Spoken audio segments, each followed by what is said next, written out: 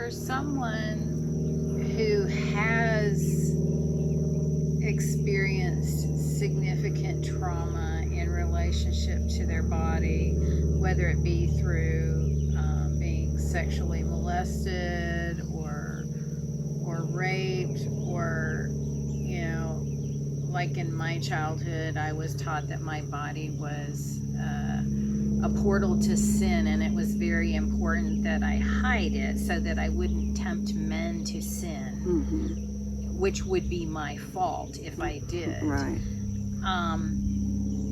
For people who have this shutdown that's occurred, this clenching that's occurring, not just because they're trying to achieve in a masculine model within our culture, but who are shutting down trauma, what happens if they start opening up? How does that trauma, how can that trauma manifest in that releasing? Can that be another whole area that needs to be addressed separately, or is it a risk? Yeah.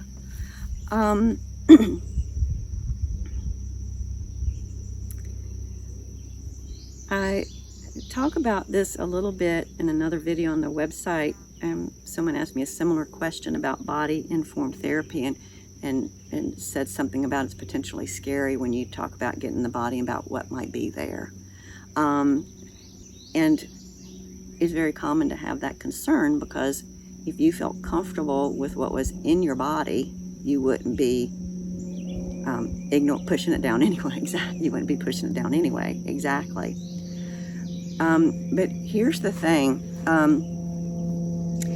If you have been functioning pretty well up until now, and you don't have a habit of severe dissociation, means leaving your body, and dissociation's kind of on a scale, but if you're functioning pretty well and have been for some time, it means that you have within you a capacity to kind of compartmentalize.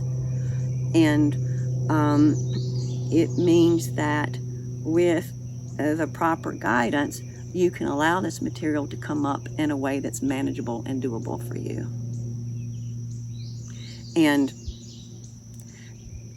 so, when I offer this female embodied movement practice, it's not going to be the right thing for everybody. But for clients who I've worked with, who I've done individual sessions with, who have found that, I can connect with my body and feel what's in there. The world doesn't come to an end. It really is okay. And I actually feel some relief when I allow that energy to move.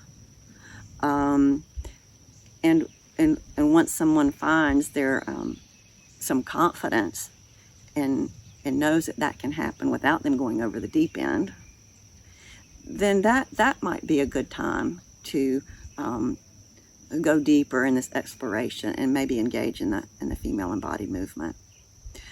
But I will say that there are,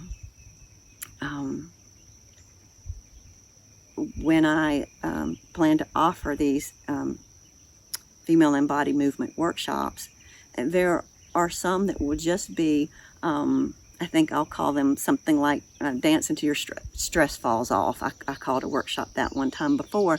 And so you don't come into this workshop with the intention of exercising your greatest demons. You come with the intention of getting some of the stuff from the day out of you and released. Yeah, so you're, again, as long as you're functioning pretty well, you can pick and choose where you want the practice to go. You're still in control. This isn't like I'm hypnotizing you and you're gonna go somewhere you're not ready to go. Does that make sense?